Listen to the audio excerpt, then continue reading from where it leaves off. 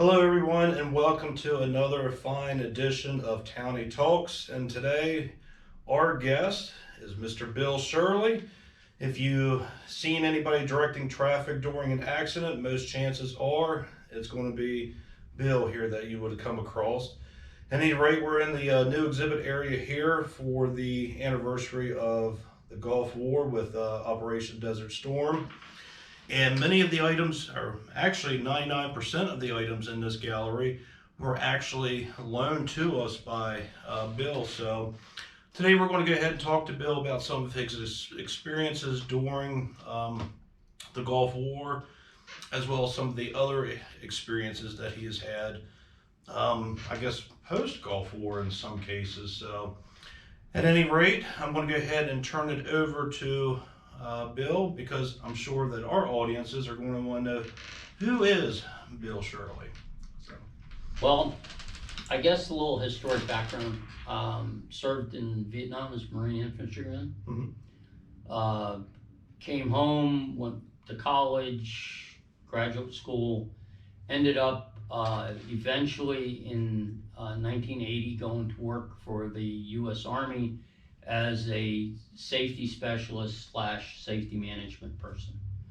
And I worked at two of the Army ammunition plants, became safety director at Toby Hanna Army Depot up in the Poconos in 1984.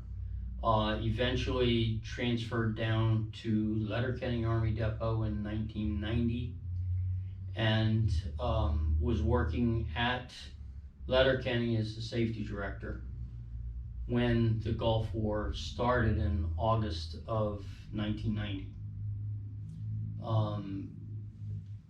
That fall, I volunteered to go over. Initially, there wasn't perceived to be a need for me. Then in November, they established formally the U.S. Army Support Group Provisional, which had not existed prior to this, and the mission was to provide depot level support to the U.S. Army in Saudi Arabia. And one of the missions was to paint green equipment tan for camouflage in the desert. That process triggered a need to have a knowledgeable safety person that understood the paint operations and could contribute to that. And in December, mid-December, I got a call to deploy to Saudi Arabia. At that time, the commander of Letterkenny put a hold on any of his personnel going over until after the holidays, with an interest to the families and how disruptive that would be to have family members going over right at the Christmas time. So January 5th, we boarded a bus. We went to Aberdeen Proving Ground for some in-processing, got issued some uniform items, and then we ported over to Dover Air Force Base in Delaware for a flight over to Saudi Arabia.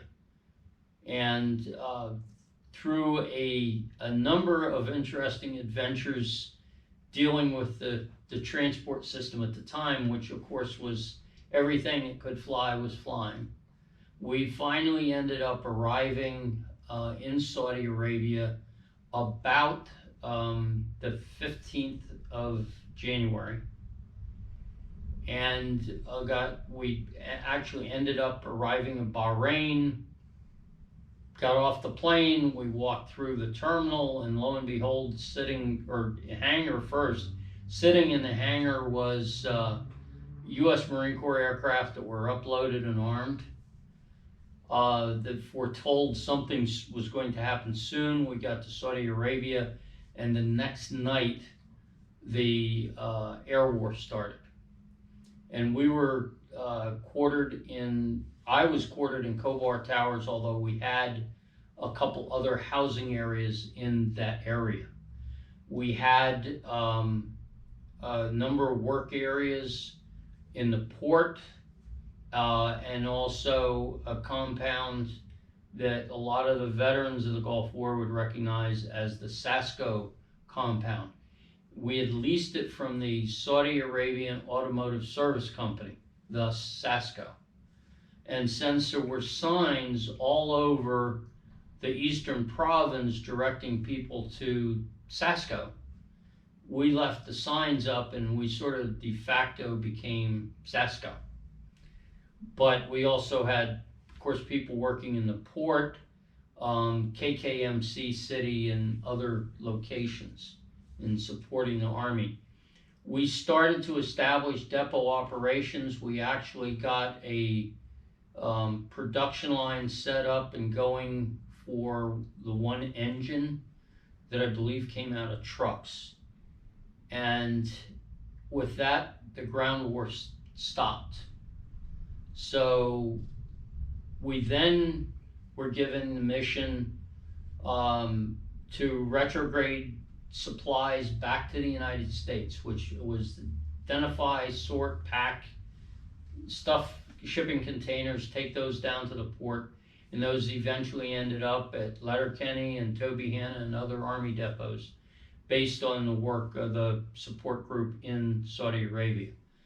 In about May timeframe, we got a tasking from the, I believe, 7th Corps in Europe to paint their equipment green that had been painted tan at the beginning of the war. And the reason for that was the European command was limited to one licensed paint operation in Germany, and they would have spent a fortune moving heavy equipment around on the German rail system to get it into that location. So they invested the money to have us set up paint operations. We set up 2 operations initially that had 5 paint booths, which were really medium maintenance tents. And the tasking I was given was essentially, we know the paint job is going to be lousy, but you make sure we do it safely. So we worked on proper respiratory protection, things like explosion-proof lights in the paint booths, and working with the European command, we got that accomplished. And then as we were winding the one operation down, we got another tasking to go up to Kuwait, set up another paint operation up there for the stay-behind forces that were being issued green equipment that needed to be painted tan. And the joke we had amongst ourselves within the safety office was that this was Operation Just Paint. And it was paint it green or paint it tan, we kept painting it. And then, meanwhile, we're assisting on the processing of equipment at the port. There are some pictures here of the helipad at the air base where we set up wash racks for equipment to going to the port to be loaded on the ships. And it's incredible the amount of dust that accumulates in something like the engine compartment of an Abrams tank. And so the operation at the airfield had a settling pond that had vertical irrigation pumps to pump the water, and you can see the structures that are in these pictures were actually to carry the water lines over the ramps so that we didn't have to dig any ditches or anything to bury the stuff. And we also did cleaning operations in the port. Meanwhile, stuff that was going back to Germany, we were painting it green. We also, of course, ended up with a lot of hazardous waste from the paint operations. which I was also responsible for managing that end of the operation. And there was a contractor that was responsible for retrograding the hazardous waste. U.S. law requires the military to transport any hazardous waste either back to the United States or to a country of equal standards. So, and in later years when it was back over in the Middle East, it wasn't at all unusual for the shipments to be going back to Germany, because the German environmental laws are as strict or stricter than the U.S. So that met the legal requirement. An interesting footnote is that in June of 1994, I deployed back over to Saudi Arabia's Department of Army Civilian Safety Specialist or Safety Manager for ARCENT Forward. And lo and behold, the office was at the same location as the hazardous waste collection site that I assisted in 1991. The last shipment of hazardous waste from the Gulf War was shipped out in September of 1994, as an interesting footnote. So in one of the pictures, I think we have, maybe we don't have it on display, was a couple of funny incidents. Was the hazardous waste collection point one day I visited, and their workers were filling sandbags, and I asked the person running the operation, why are they filling sandbags? And he said, well, I need to make some berms to segregate the different classes of hazardous material. And I said, oh, have them stop and follow me up to our compound at Sasco, because I had people up there were tearing bunkers apart. So the joke was that Bill found a customer for used sandbags in Saudi Arabia. And I made two other contributions. One was his safety shower, which was a field shower that General Bagonas, when he got in country to deal with sanitation issues, put people to work building two things. One was a field shower with a square tank for water, probably held 100 gallons of water, and latrines that had the half a 55-gallon drum to collect the waste. And one of the interesting footnotes out of General Bagonas's book was that he was there in August of '90, had a young staff. They were working out of the back of the Chevy Suburban, and one day somebody says, General, we're going to have a problem with sanitation. And he said, no problem. Have some, go into town, get somebody to start building us the Vietnam style shitters. And he says he realized there was a generational change when everybody stood there and looked at him with a blank look on their face, that they didn't know what he was talking about. So he had to draw a picture. And we do have some pictures of latrines over here. I don't think we have one of the shower, but that was General Pagona's version of a Vietnam latrine. And so one of my contributions to hazardous waste was converting one of those safety field showers into a safety shower. And the other one is, as our paint was shipped over from the United States, because it was going on Air Force cargo aircraft, it had to be overpacked in 55-gallon drums. And the paint was coming in 5-gallon pails. Well, you can only get 2 5-gallon pails in one 55-gallon drum. So at the end of this paint operation, we had a pile of 55-gallon drums that was maybe 15 drums deep, 4 drums high, and 40 or 50 drums long. So as they were collecting hazardous waste, we were supplying them with empty drums from the paint shipments to put other hazardous waste in. So those were my 3 contributions to the hazardous waste collection for the theater.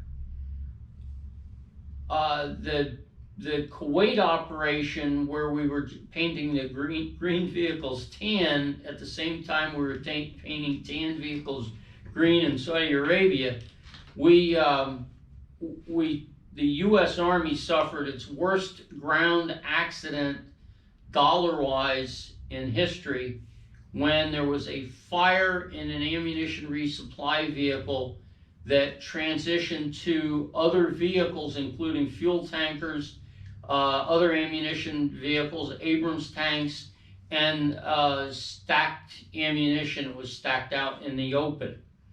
The resulting damage caused a major disruption to U.S. operations in Kuwait, and my involvement in that was to deploy my radiation protection officer from Saudi Arabia the night of that incident because of the amount of depleted uranium that was involved in that incident.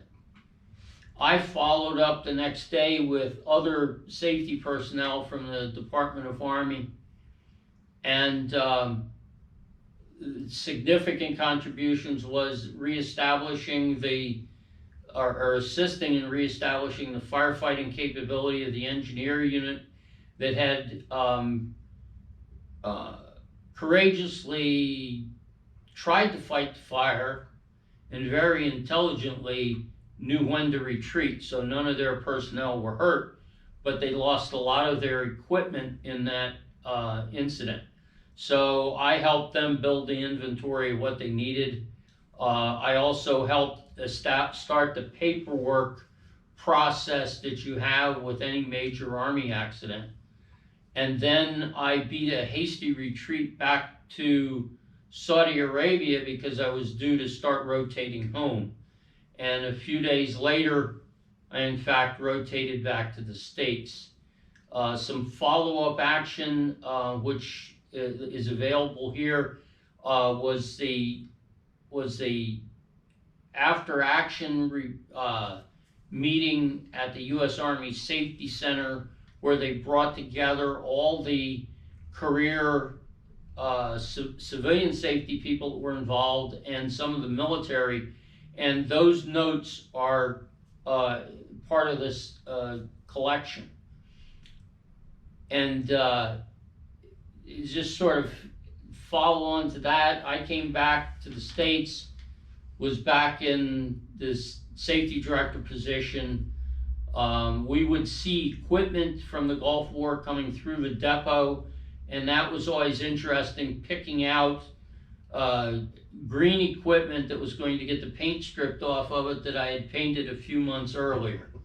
So it was interesting, that process. And of course, a lot of that was the 155 millimeter M106 howitzers that Letterkenny was in the process of rebuilding as the Paladin howitzer, using major components from the existing equipment and then rebuilding or replacing other components to come up with the M106 A6 Paladin howitzer, which I believe there's one sitting down at Letterkenny on display. Then in the spring of '94, as I recall, it's probably about February because there was snow on the ground, I got a call from Saudi Arabia that the Army would like me to deploy back over there for a year as the Arcent Forward Safety Manager, and got to revisit a lot of the locations that I had been at in '90. Ended up going back living in Kuwait Towers, although a different building in a different section, but it was still sort of familiar terrain. And some of the social connections that I'd made during the Gulf War with the Aramco people, and there's a couple major social groups. The one is Wednesday night, thank God it's Wednesday, parties at the American consulate.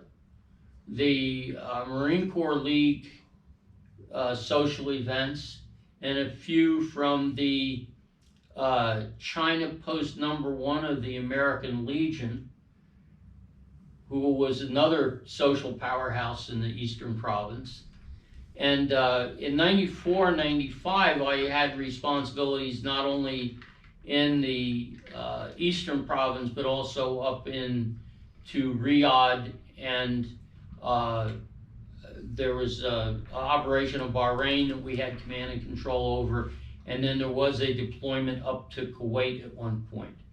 So got to sort of retouch that. Then I came back to the depot in the July of '95, did some different things down there. I worked with the environmental office for 3 years, and I took an early retirement in 1998. And then did some consulting and safety training of various kinds, and ended up going back to the Middle East, to Afghanistan, in 2007, where the operation was sort of the grandchild of the U.S. Army Support Group Provisional, doing the same thing but with a more formalized military structure where there's actually a battalion assigned. But instead of Department of Army civilians from the various depots, we were now doing that work with contractors. But we had paint operations, we had the welding, we had the vehicle maintenance, and so some of the things were just 1991 all over again. And then, of course, Afghanistan's a totally different country.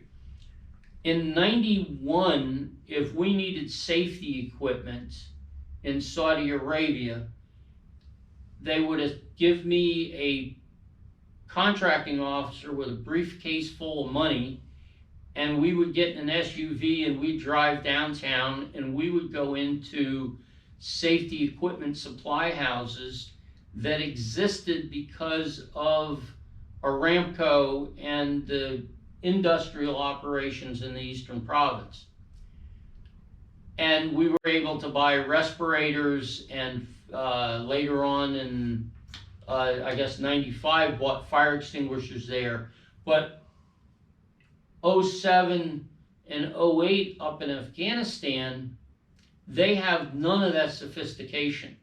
So any safety equipment has to be purchased over either in Europe or the United States and shipped into Afghanistan, which is landlocked. So I lost quite an expensive purchase of scaffolding because I made the mistake of having them ship it by surface, and it disappeared in Pakistan at some point. So if we really needed something, you would want it flown in so it wouldn't get pilfered somewhere on the road from Pakistan. And then in '08, I switched contracts down to Iraq, to Camp Taji, doing a little bit different mix of work. We were doing, of course, the hazardous waste, and also we were doing roads and grounds and building maintenance and construction. So I spent 2008, end of 2008 to 2010, when I came back to the States, ended up going back to work for the same contractor I'd worked for in Iraq for a period of time until June of 2013, no, excuse me, 2011. Then that contract rolled over to somebody else, and I worked at Fort Meade there up until 2014 when I retired from that position.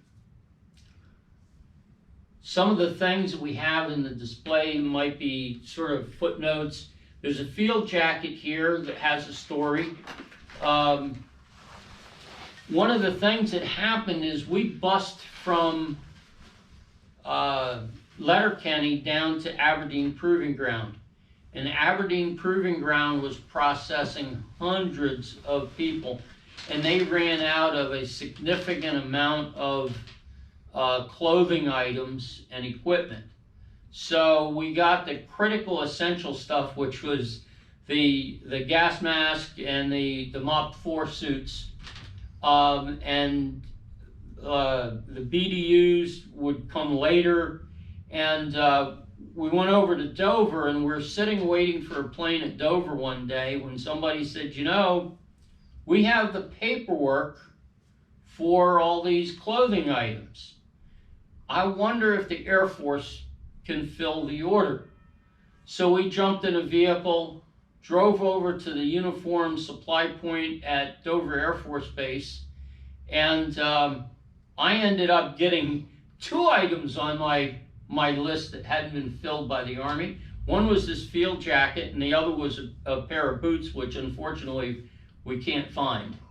And then just to talk a little bit about uniform, this patch that's a triangle with the U.S. in it is the emblem that is supposed to be worn by civilians to accompany the force.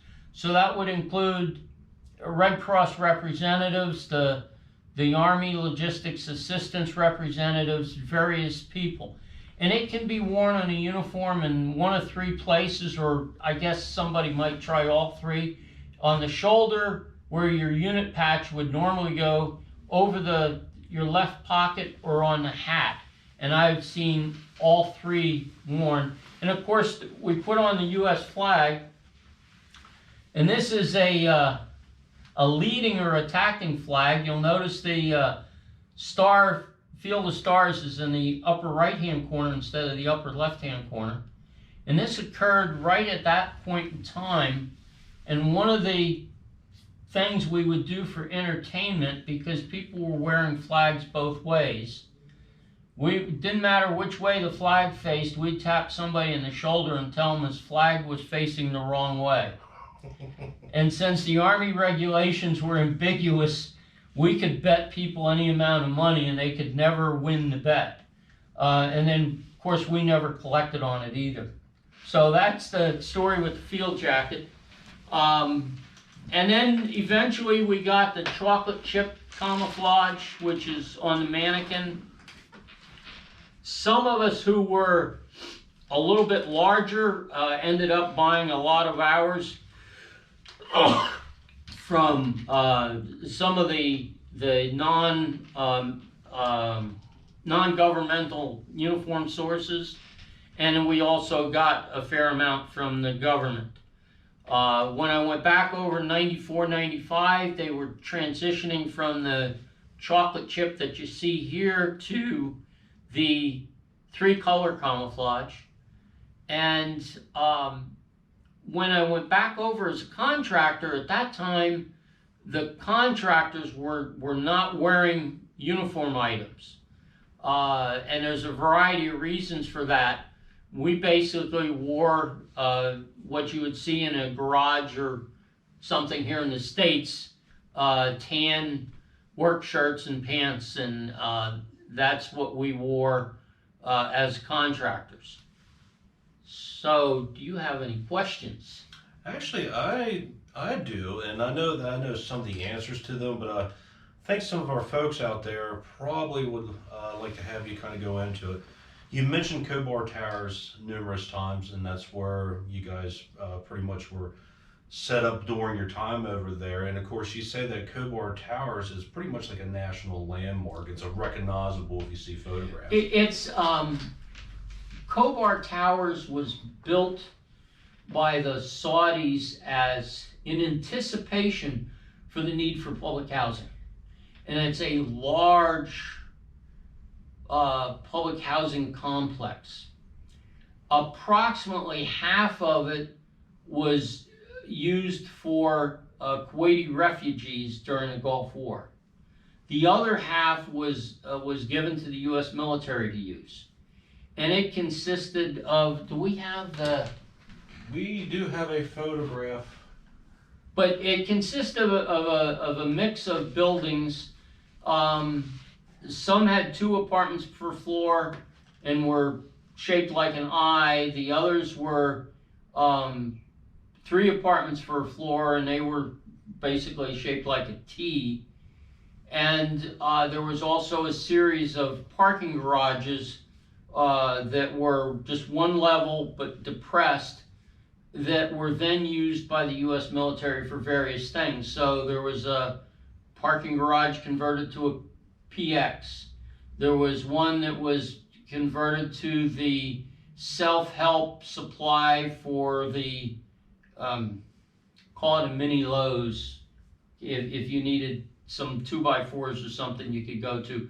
One was the post office, and these were scattered around our section of Kuwait Towers. When I went back over in '94, we had about a third of Kuwait Towers left under U.S. control, and the other piece that, including the building I'd occupied in '91, was now Saudi Air Force housing. And there was another housing complex between Jubail and Dahran that was also a public housing complex that was used for Kuwaiti refugees. The Saudis had built, in accordance with a master plan, a lot of buildings that had not yet been utilized. One of our, the U.S. Army Support Group housing areas was a hospital that had never been equipped or occupied as a hospital. So the structure was there, the lights were there, the water was there, but it wasn't really a hospital. And then the other one was a expat compound downtown, and I don't know which company had initially owned it, but there was the expat community in the area, British Aerospace and some of the others live in these gated communities in the city. And then, of course, your Aramco folks live in small cities that Aramco has. And it's sort of interesting is, if you've seen the movie where the explorers come over this barren ridge and there's this little green village down at the bottom, that's sort of what the impression you get with the Aramco compounds. Unlike the Saudis, there's not walls around everybody's house. There's sidewalks, there's lawns, there's trees. They even have a golf course, although the golf course is sand and you have to bring your own square of turf to tee off. So eventually I spent quite a few hours visiting over in the Aramco compound. I helped with their Boy Scout troop, and that was a great social outlet, you know, where you could get rid of the BDUs and put on some civilian clothes. And I had, when I got back over there in '94, '95, I had a Jeep Cherokee. I had a Toyota Land Cruiser during the Gulf War. So that was sort of an interesting experience dealing with that. And there was, of course, the Wednesday night parties at the U.S. consulate, which had a swimming pool and a bar, and you know, it was a nice arrangement. And I guess I should explain why they have a thank God it's Wednesday party instead of a thank God it's Friday party. The weekend in the Muslim world is Friday is the religious holiday, so that's their Sunday. Thursday's like their Saturday, so their Friday night is actually Wednesday night. And so if you're an American and you're working with people back in the States and you're on the Monday through Friday work week and you're dealing with locals that are on a Saturday to Wednesday work week, it gets rather interesting. And then if you throw in some of the local religious holidays, those also can affect your work week. For example, during Ramadan, when all the locals are fasting during the day, you have to be extremely discreet if you're going to take a drink or eat something, that you do it out of the line of sight of any of the locals who are having hunger pangs from fasting. So that's, of course, that evening, the fast breaks in the evening at dusk. There's some good food to be had because they've been cooking all day, not eating, but then they party in the evening during the Ramadan fast. So those are things that can affect what's happening, and if you're working with people, you have to take that into account. The other factor is a good Muslim prays 5 times a day, and that means businesses have to shutter the business and turn the lights out during prayer time. So if you're going out in town, and I mentioned going out and buying safety equipment, you have to time it around the prayer time. Now, truth be known, on a number of occasions you could get into the business, and in prayer time would come, they would shutter the business, turn the lights out in the lobby, and you would continue to do business in the back. But it was something that controlled your schedule.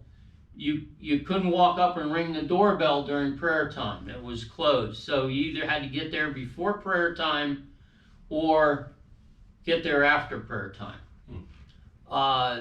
The Eastern Province is interesting. It has a great deal of Western influence because of Aramco and the expat community.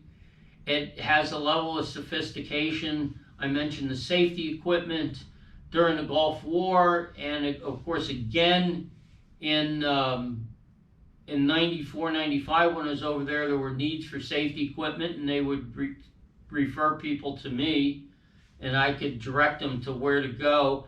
And then other things, industrial hardware. For example, when we set up the paint booths during the Gulf War, one of the requirements to do it safely was that we had to have what's referred to as explosion-proof lighting, paint booth lighting. And lo and behold, after some hard looking, we actually did find some light fixtures. Not enough, but we found some, and then of course had some flowing in from the United States. Any other questions? Now, I know when I was probably about 20 years ago, 25 years ago, and I worked in, repairing cars and stuff like that, we were getting into the painting side of things. And of course, I'm familiar with the prep work that goes into getting ready to paint a piece of heavy machinery to, when you spray your coat. A lot of the farm machinery, for example, we didn't have ovens big enough to put those things in there to let them dry like you do with the modern cars. But I recall when I was doing stuff like this, it took quite a long time to paint, say, a front end loader with a backhoe attached to it, for an example. So what was like a daily schedule as far as like, here comes a tank that is green that you need to paint it tan? Well, first, I guess we should back up and talk about the paint. The paint that the U.S. military was using at that point in time is called Carp Paint, or chemical agent resistant coating. And the reason it existed was that the older paints that the military used, when the nuclear, biological, chemical decon agents were applied to that equipment, would strip the old paint off. So they had to come up with the Carp Paint so that they could decontaminate the vehicle and still have paint on it. And Carp Paint is essentially a two-part, or at the time was a two-part polyurethane paint with certain additives that were critical for the military, for details I really don't want to go into. So I had worked with Carp Paint at Toby Hanna, and actually at one point we actually brought in the individual who had come up with the formula to do training for employees at Toby Hanna. And then I came down here to Letterkenny, and we had quite a level of sophistication down at Letterkenny. We had a couple chemical engineers, so any Carp Paint issues, we could deal with them down there. As far as prepping the vehicles, they got a good wash, and that's about all I can say. That what you had coming in was what you painted, and that's why we joke about, excuse me,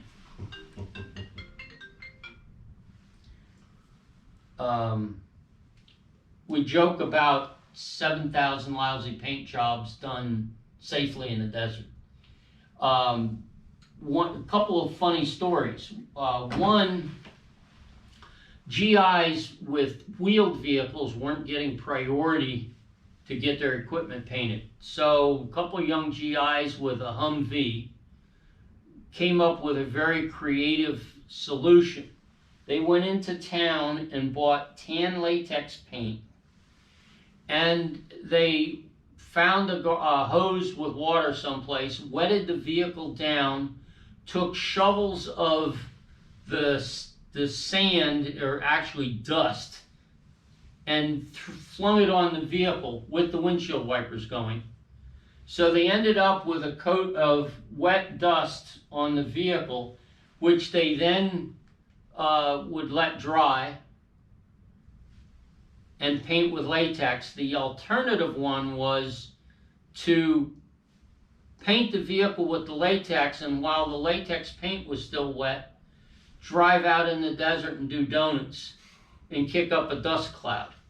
So we actually came across vehicles that had this very rough texture to them that had been painted in this fashion.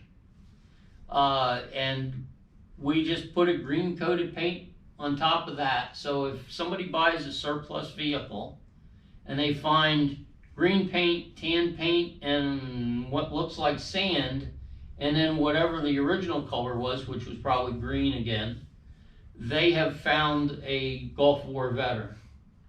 So the Carp Paint is actually hazardous if you do not have the proper respiratory protection. So one of the things that we did was to come up with, for the retrograde operation, came up with a couple breathing air systems. The one version actually used some European breathing air compressors, which were never intended to operate in a tent out in the desert, but they worked. The other version was actually used a combat engineer air compressor, which I then ran through filters, a conversion unit that takes out any of the hazardous carbon monoxide or whatever and converts it, and then carbon monoxide alarms on the system, so if the system wasn't going to work, it would default. And that, by the way, is an OSHA violation. OSHA inspector would have stroked out on the spot. But it worked, and it protected the workers. For the people on the site that were walking around, we used full face respirators with organic vapor cartridges. And that was part of the adventure of going into town with the guy with the briefcase of money. We would walk into a safety supply business and say, how many full face respirators do you have? And they'd say 10, 12, whatever it was. We'd say, we'll take them all. How many organic vapor cartridges do you have? And we'd take those, as well as ordering stuff from the States. And with the commercial system in Saudi Arabia, if you have an MSA safety equipment dealer, he is the only person that can sell MSA in the country. But down the street, there will be somebody that sells Scott respirators. And then there's somebody that'll sell Draeger equipment. And so by hopping from location to location, we could come up with enough equipment, although it was sort of a mix and match situation. So those of us who were walking around the paint site, so that we didn't breathe the vapors from the paint application, we would wear the full face respirators. The painters themselves not only had the supplied air respirators, but they also had Tyvek suits. And one of the things you can do with breathing air is there is a device that you can either heat the air up or cool the air down, basically flipping it over. And so we were able to give the painters that cool air option. So as vehicles were moving out, they'd paint for 45 minutes or whatever. They could step back as the vehicle was driven out, and they could reach down and open up the flow, and they'd look like popping fresh doughboys standing there with their Tyvek suits filled up with cool air. So being a painter was actually a pretty good deal compared to some of the other jobs that we had. When I was back over there for St. Patrick's Day 1995, I went to a party at the U.S. Marine Advisors to the Royal Saudi Marine Corps, to their compound, that they hosted a St. Patrick's Day party. Of course, we couldn't call it St. Patrick's Day. They told the Saudis they were hosting the Green Day party. But I took my friend Tom Hogle, who's a history professor up in New York State. You'd like to meet him someday. And I said, Tom, let me show you where I was during the Gulf War. And we drove over to where this one paint site was. And the thing was, this is 3 full years, actually 3.5 years after we were painting at this location. There was still green paint on the pavement. And the solvents from the paint had leached all the light stuff out of the asphalt, so all the asphalt looked like alligator hide.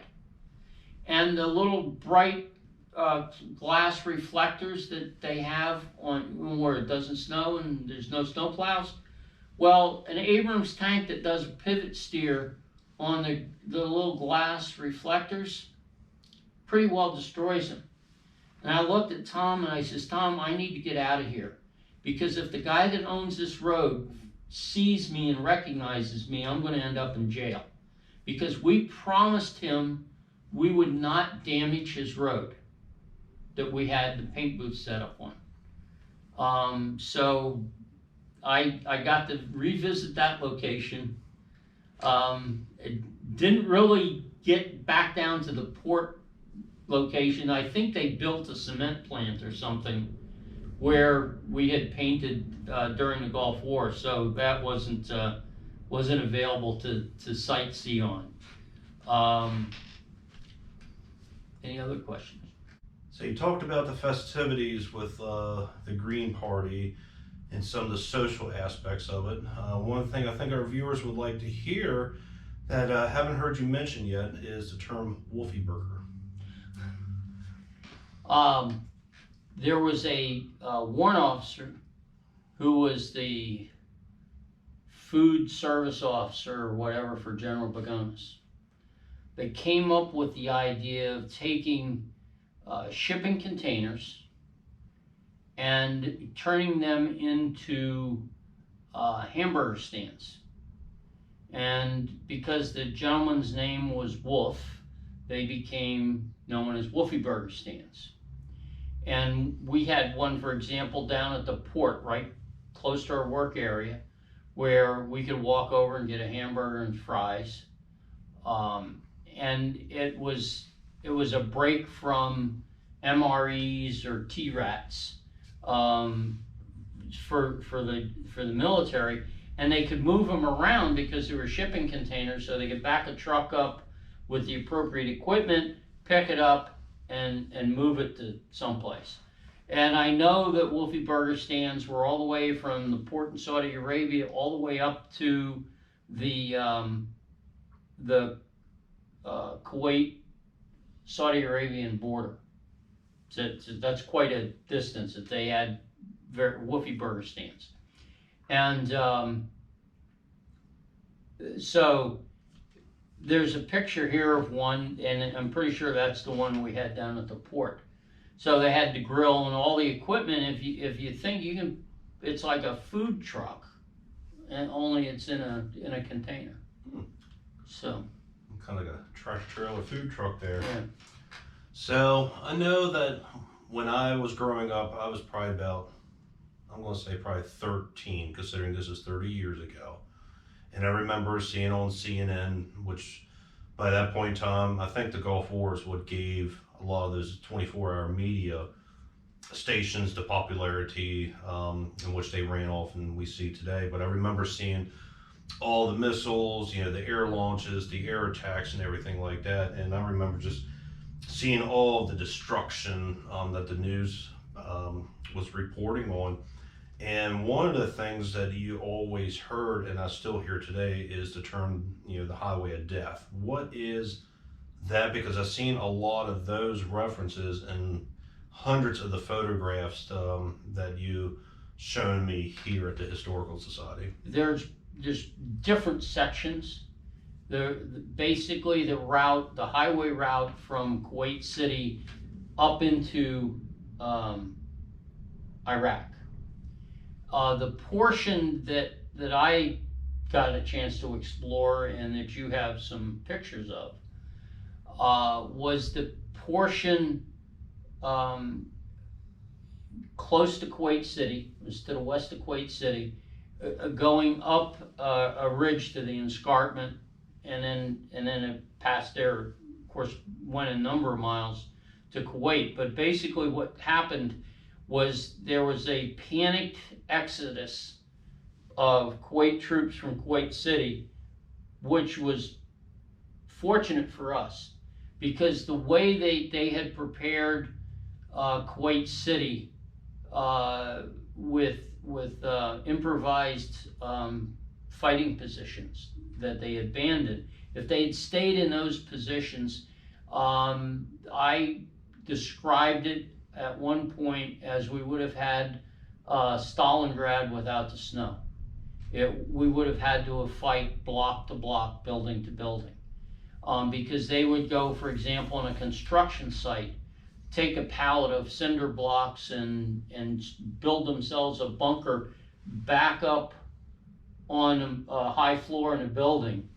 And I actually saw a couple where the original work that they did was behind tinted glass windows. So if you were driving a Humvee down the street and you were scanning for enemy action, all you would have seen was a normal office building with the windows, not knowing behind that tinted glass there was a bunker. But fortunately, the Iraqis abandoned that, and they used a variety of vehicles, commercial, they'd stolen automobiles from people, and military vehicles, and they were fleeing out of the city. So there's this big long line of traffic going up this hill towards the ridge, and the U.S. Air Force came in and they hit the front of the column, they hit the back of the column, and then they hit the center of the column. and then all hell broke loose at that point. And the drivers of some of the vehicles fled off the road into the desert, where they either got stuck, stopped and bailed out and ran off into the desert, or they died on the spot. I did not visit that strip of road until June, I want to say June of 91. So the site had been partially cleaned up, i.e. bodies removed and that kind of thing. But the other aspect of it, which is a safety guy I found rather disturbing, was there was evidence of the sightseers, the graffiti, the exploration of things that they didn't know what they were dealing with. The Soviets, and thus the Iraqis, ammunition, small arms ammunition, is packed in cans. And the best way I can describe it is a Spam can. There's a key. You engage the key and you open the top of the box and take the lid off, and there's your ammunition. And some ignorant person on the one spot had taken a knife or an axe and had plunged it through the top of this box to see what was in it. And it's like, well, I don't read Russian, but I see the, Russian characters with 7.62. I can tell you what's in that box. And there was other items. I saw an RPG that Ralphie or whoever it was had painted a message to his girlfriend on, so he could get a selfie with holding this RPG item up. And it was an RPG that I didn't recognize. I didn't, and I'm fairly knowledgeable about ammunition, and I looked at it and said, gee, that's interesting, but I don't know what this is. So I took a picture of it laying on the ground so I could show it to some other people and ask them what it was. And there was other ammunition. There was a truck that, if you saw a photograph immediately after the U.S. troops got to that point, there was a truck that was neatly loaded with ammunition. And by the time I got there in June, ammunition had been tossed off the truck, and somebody had actually lined up artillery ammunition and mortar ammunition in the desert to write a message on the sand next to the truck. So here they're handling ammunition that they obviously haven't been trained to handle in a rough manner. And if you see earlier pictures than mine of the hill, there was bodies, people that had been killed in the vehicles. And by the way, I've walked all the way down the hill on the blacktop, because I had no idea what was on the sand. I didn't know if it was ammunition covered there.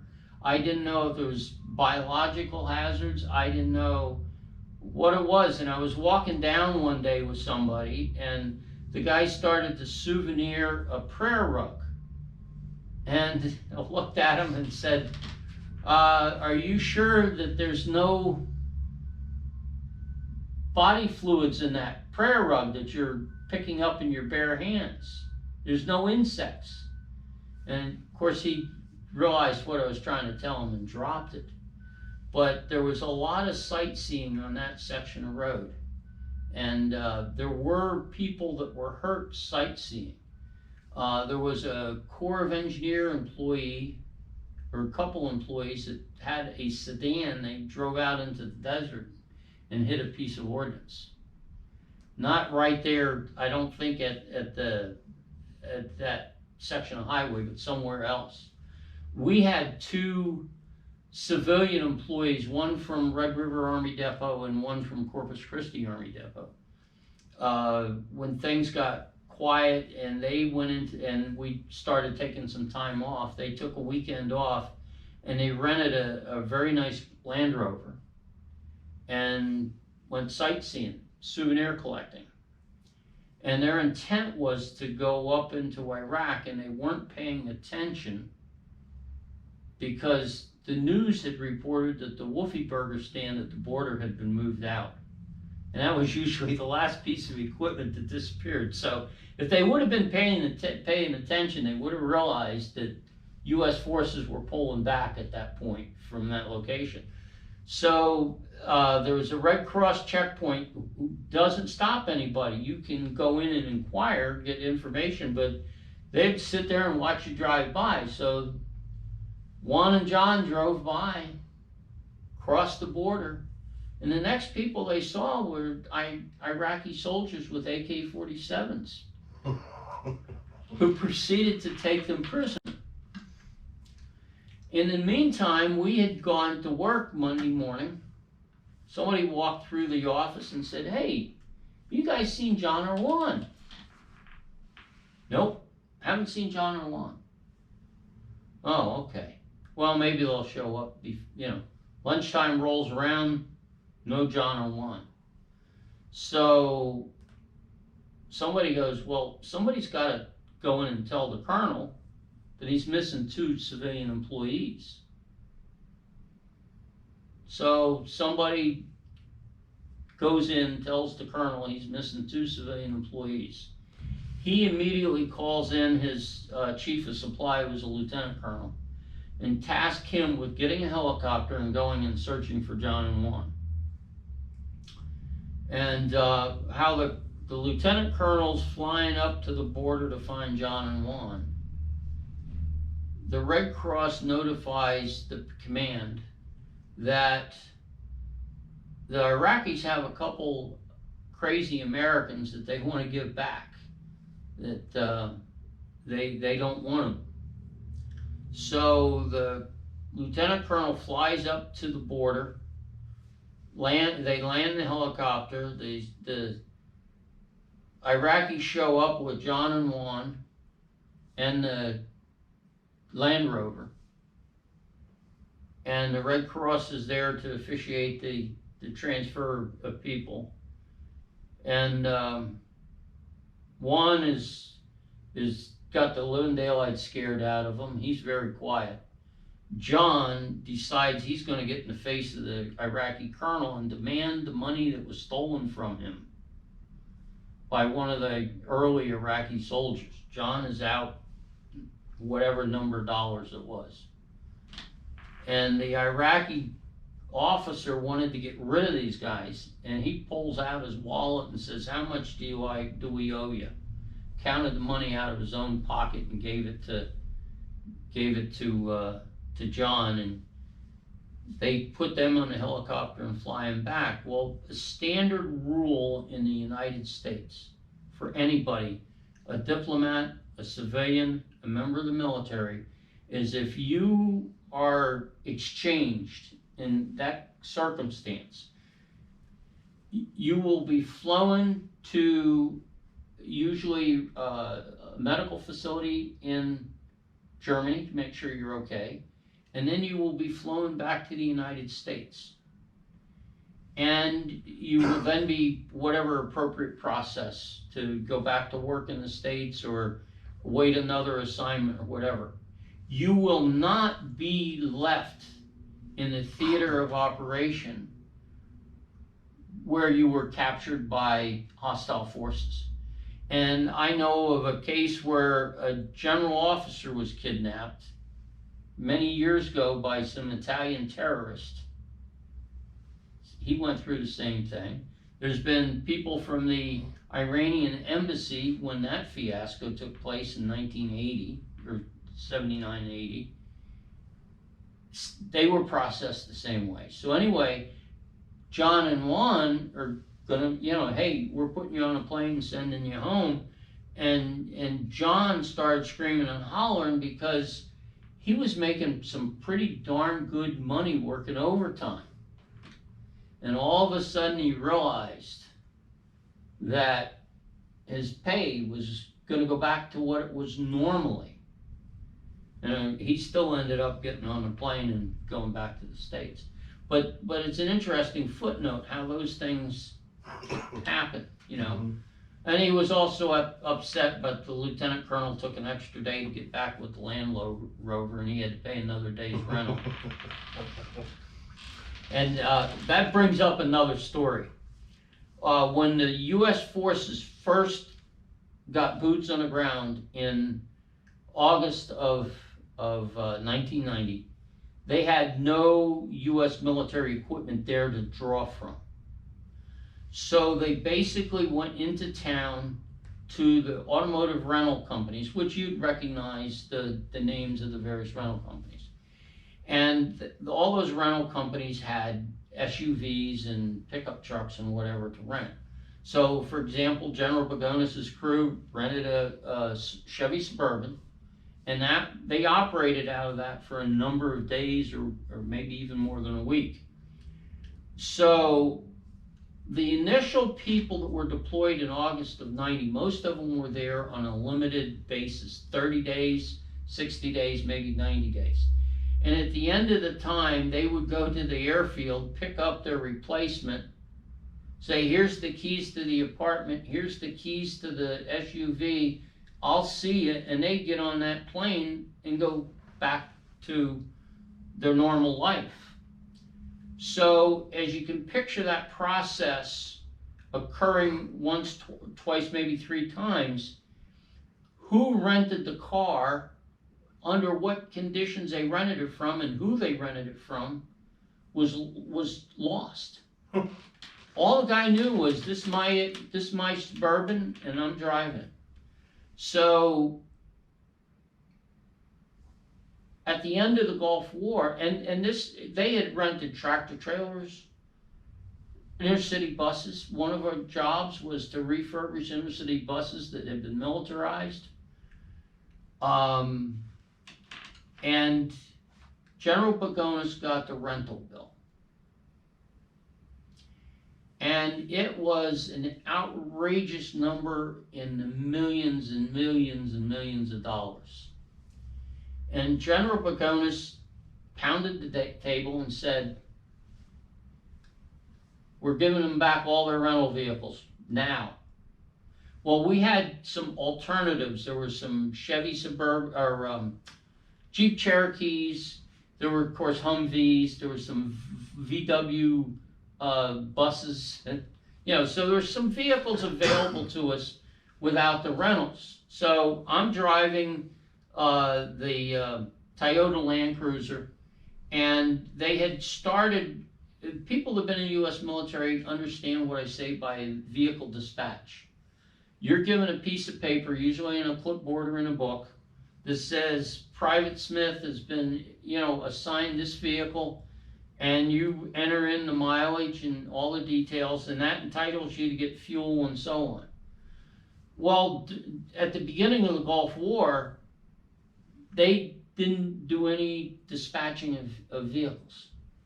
So after the war is over with, things are returning to normal, they had started a dispatch system. So it was my day to stop by the motor pool, which wasn't part of our organization, and get my Toyota Land Cruiser redispatched. And I was, at that moment, unaware of General Pagonis pounding the desk and saying, get all the rental vehicles. So I walk in, and Sergeant, I'm here to get my vehicle dispatched, and he says, I'm sorry, I have to collect it. And I realized at the moment I was in probably not a position I wanted to be in, and for once in my life, I thought real quick, and I looked at this young soldier, and I said, oh, Sergeant, I just can't inflict you with that vehicle. It's horrible. I says, I got to take it and clean it up and everything before I turn it in. I can't turn in a vehicle that's in that condition. And he says, oh, okay, here's the keys. I'll tell the guard at the gate to let you out. So I drove out, found a safe phone location, and called the office, and I said, what in the bejeebers is going on? And they said, whatever you do, don't go back there. Just, go about your business and come back to the office.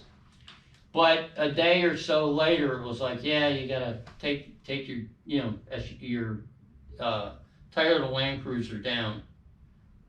And the next vehicle I got issued was a Humvee. One of the early Humvees that did not have regular seats. So you knew the experienced guys because we all had foam cushions that we carried with us to put on the battery box in the Humvee, so we had something to sit on. And so I drove a Humvee for a while. When I got back over there in '94, they had saved a good Jeep Cherokee for me that one of my friends had driven. So, or his was next to mine, maybe it was. So anyway, that's for the next X number of days ended up using the Humvees. What had happened with the rental vehicles when the GIs were rotating back to the States and they're doing that final night at Kuwait Towers, they were going out and they were souveniring license plates. So, because they're a neat souvenir, the Arabic numbers and the Arabic lettering and everything. So there was hundreds of GIs got back to the United States that had a Saudi Arabian license plate in their duffel bag. Well, to get across the border, you had to have 2 license plates on your vehicle, one front and one rear. If you were missing the front one or the back one, you couldn't get across the border. Well, when I got back over '94, the vehicle that I was assigned had 2 license plates, so everybody wanted to borrow it from me if they were going across the border. Well, what happened was the rental agencies in Saudi Arabia only could identify their cars by license plates, not by the VIN numbers. They hadn't kept track of VIN numbers. So here General Bagones has a field with vehicles lined up, and they've called the rental agents and said, come out here, pick out your vehicles, do the paperwork, and take them off our hands. And the rental agencies came out, walked up and down the row, and they didn't have VIN numbers. They didn't have adequate descriptions of the vehicles. So they couldn't find the vehicles to claim. So that's occurring in the June time frame in '91. I go back over in June of '94. So that's three full years later. And sometime in '94, after I got there, we finally identified the last rental vehicle that was missing in our motor pool.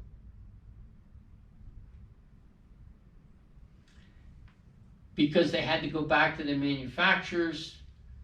You shipped us, 100 Chevy Suburbans. What were the VIN numbers? And then they had to go around, look the VIN numbers, and figure out which ones they were still missing. So there was actually, when I got there in '94, there was actually a published list of missing vehicles floating around. So that's the rental car fiasco. And then the footnotes to that is the VW buses that were all neatly lined up down at the port.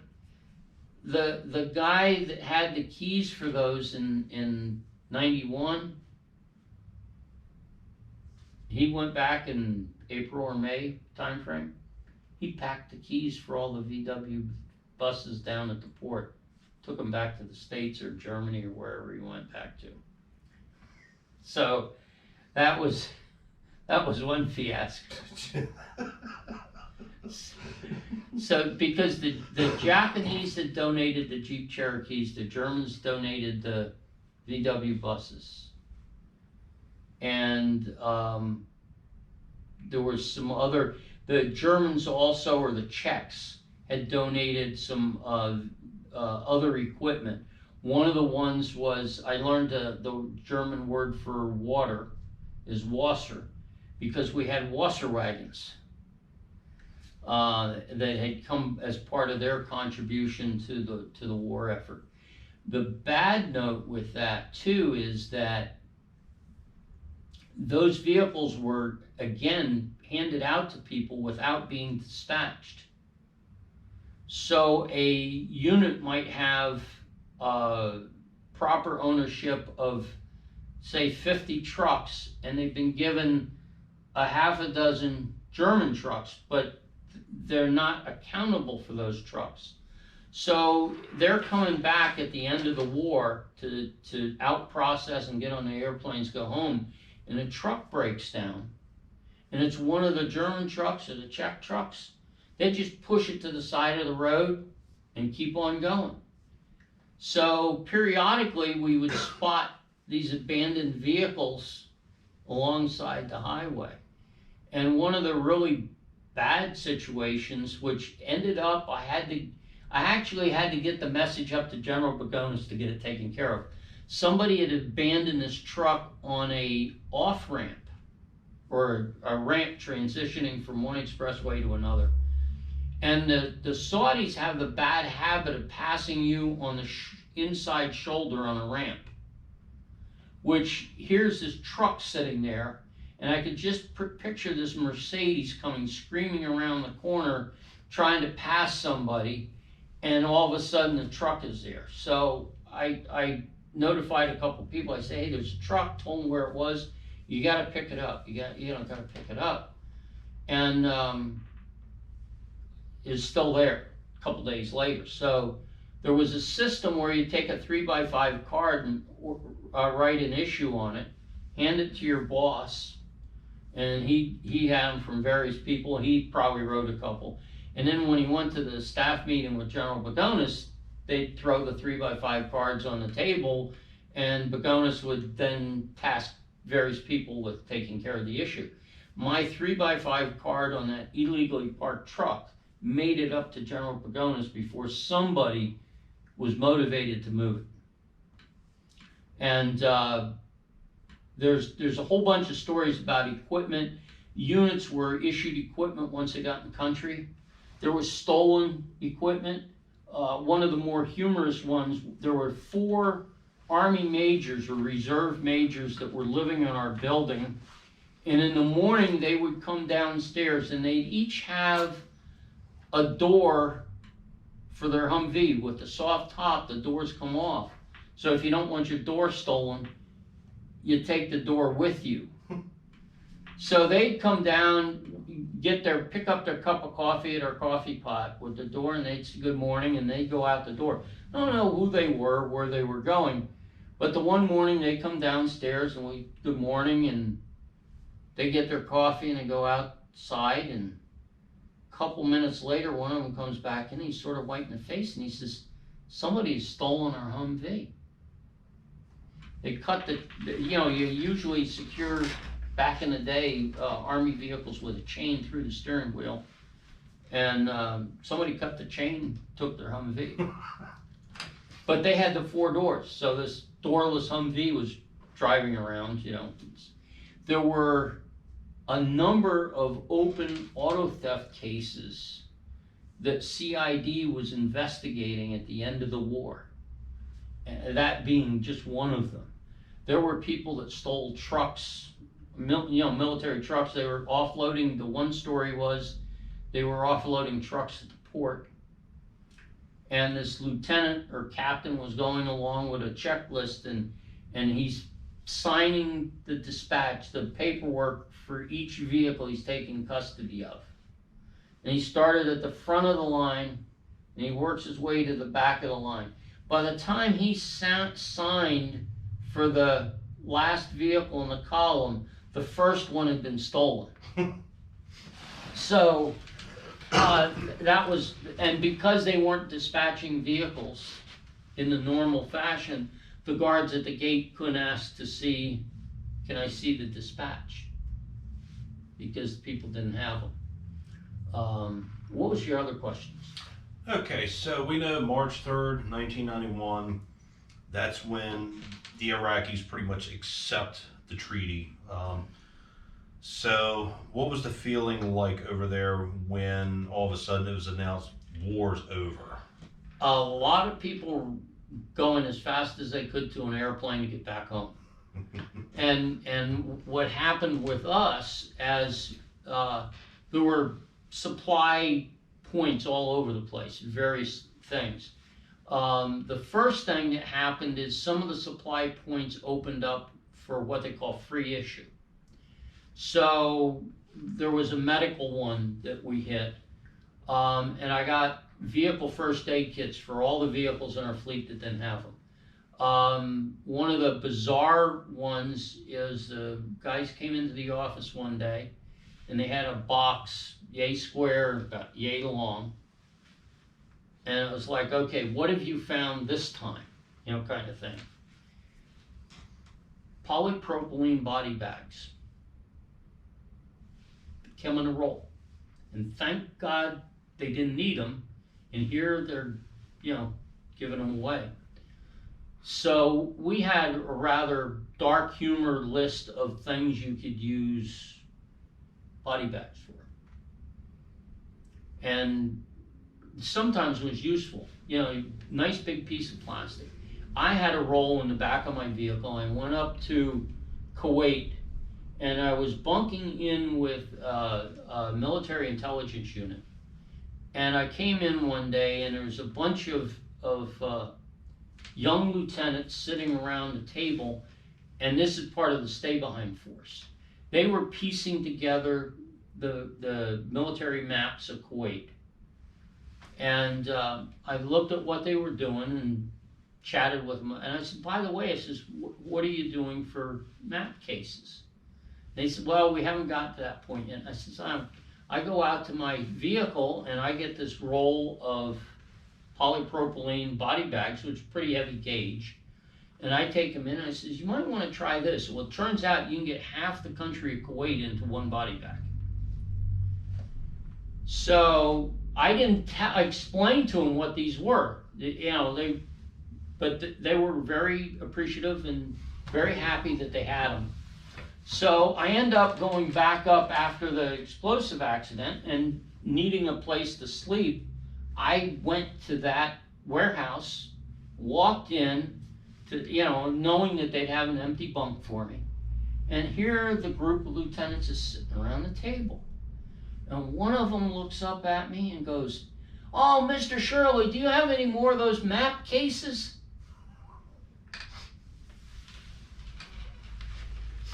If you gotta improvise, you gotta improvise. That's one thing I didn't bring over for you to display. I still have one. Do you really? So now you've thrown quite a lot our way. I love the stories I've heard so far, but there is one more question that I have before we need to start wrapping things up, and it's because of the fact that you mentioned you were there in 1991, but then you mentioned you were there in 94 through 95, and then again a couple times, you know, after the Y2K. I'm familiar with the past Y2K, but I know if I'm not very familiar, I know some of our viewers aren't. What was going on in 1994? The primary thing, first off, this was our sent forward, sort of a keep a headquarters compound warm. When I first got there, they gave me the general's office, which I had to give up when the general showed up. But what was going on was the Saudis were in the process of purchasing and training their people on Patriot missile systems. And they, of course, were worried about a number of bad actors attacking them. And they had Hawk missile systems, which are quite good, but they wanted the Patriot systems. And they made an arrangement with the US, as did, I believe, Israel, to have Patriot units deployed to defend the airspace. So we were having Patriot missile units deploy in, and we had a number of Patriot missile sites, Riyadh, Eastern Province. We had a whole battery in storage, in controlled environment storage. And we supported, the RSET Forward group supported those units that were providing the air defense. And I would provide some safety advice over support for that deployment. And so that's what was going on in 94, 95. And then in the fall of 94, Saddam Hussein started to rattle the sabers and stuff. So they actually started to bring in additional army units. And one of our activities then was the wash rack, was to reestablish the wash rack. And there were, if you look at the map up here, there's Camp Jack and Jill. And to reestablish Camp Jack and Jill. And so we were the face of the U.S. Army with the Saudis on that deployment. The Saudis, in their normal way of doing business, were not what you would call the most cooperative. They had taken a lot of heat and criticism about U.S. forces being in country, and here we were knocking on the door to come in again. So while they were publicly saying, oh, we support the U.S. forces and stuff, they were quietly sabotaging the effort. The wash rack had vertical shaft irrigation pumps. Now, I fully understand somebody needed parts, would come over and unbolt the motor or the pump part or the shaft or whatever and take it out. But it's very obvious when you look at something that's been tampered with, the difference between somebody scavenging parts for legitimate use and somebody that is intentionally sabotaging or vandalizing the equipment. And all the vertical shaft pumps were vandalized. This is on a secure Saudi Air Force base.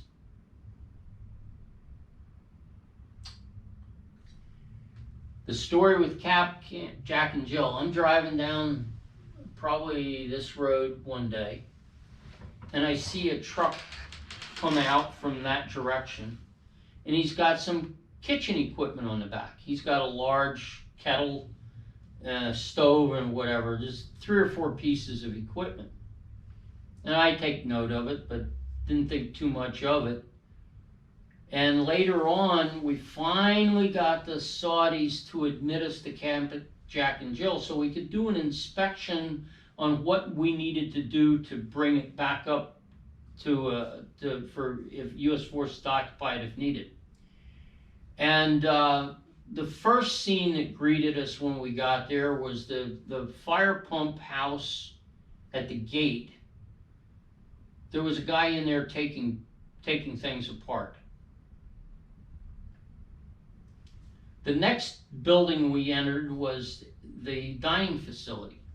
And one of the problems you have if you're stealing stuff out of the kitchen in a commercial dining facility, you gotta know how to disable the fire extinguishing system.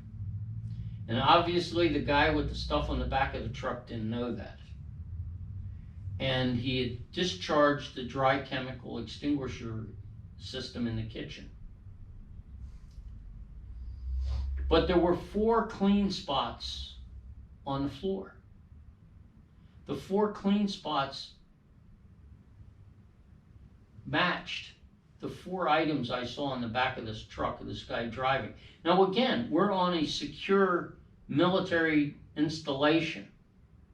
And here a guy in broad daylight who just pilfered equipment that the U.S. had left is driving down the road in broad daylight. Wow. So the next building we go in is a barracks building. and we go into the bathroom to find somebody with probably about a 15-pound sledgehammer had broken up sinks and toilets, stuff. And out the back door was all the bunk beds. Somebody had taken the bunk beds out of this barracks and threw them out in the back. What the Saudis didn't know, which we didn't tell them, that 2 young, energetic American officers, they climbed over the fence in the dark a couple nights before. And they'd gone through all these same buildings in the dark. And nothing was damaged, nothing was disturbed. Wow. And to quote a retired U.S. diplomat that I told this story to, he said, Bill, he said they had the king's permission to do what you saw. That nobody at the command level of that air base would have permitted those activities to take place without the king of Saudi Arabia telling him he could do that. Ooh. So if there's anybody out there that actually believes Saudi Arabia is our friends or our allies, I would like to dissuade them of that idea. Kind of sounds like it from that story there. Wow. Well, Bill, you have definitely given us quite a lot with your experiences over in during the Gulf War. And again, I know that with the difficult times, you know, unfortunately we have to have people make appointments to come in. But I do encourage our membership, as well as people who actually see this video, just make just call in and say, hey, I would like to come see the Gulf War exhibit that you have, or the college exhibit that you guys put together. And you know, by all means, I'll make sure that you guys get in here and see that, because a lot of the stories that Bill was telling me as I'm laying stuff out, unfortunately, because of time restraints, we just don't have enough time to do that. But there's so much more, and some of them I can kind of remember bits and pieces of just by looking at some of these artifacts that we have. But Bill, I want to thank you very much for loaning us these artifacts, as well as taking the time out to meet with me, not once or twice, but numerous times, bringing stuff in and showing me, and coming in, especially today, to spend all afternoon with me and just kind of tell the public about some of your experiences and what you saw and, you know, what you experienced during the Gulf War. So I want to say thank you very much for that. You're welcome. Thank you for everything you do for the Shippensburg community. Yeah, and remember, there were a lot of other people over there. Yep. I was just one person. And some of the people spent more time than I did. Some of them worked a lot harder than I did. So I gotta make sure that even though this is sort of my collection of stuff, that the other people receive their just due.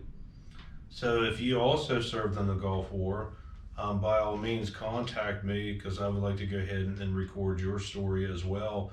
And if you have, you know, things that you would like to loan us for this is exhibit or maybe a future exhibit, by all means. And I know that my good friend William, who's still in the Navy, he wasn't there for the 1991, but I believe he was there, I don't think for the 94, 95, but he was definitely there when we went back in post September 11. Right. And he was very excited that we did this, and he's like, dude, I wish I would have known. It's like, he lives in Perry County though, so. Yeah. That's all right. Yeah. It's interesting. We had, you know, the 700 civilians. We had a bunch from Letterkenny. We had people from New Cumberland.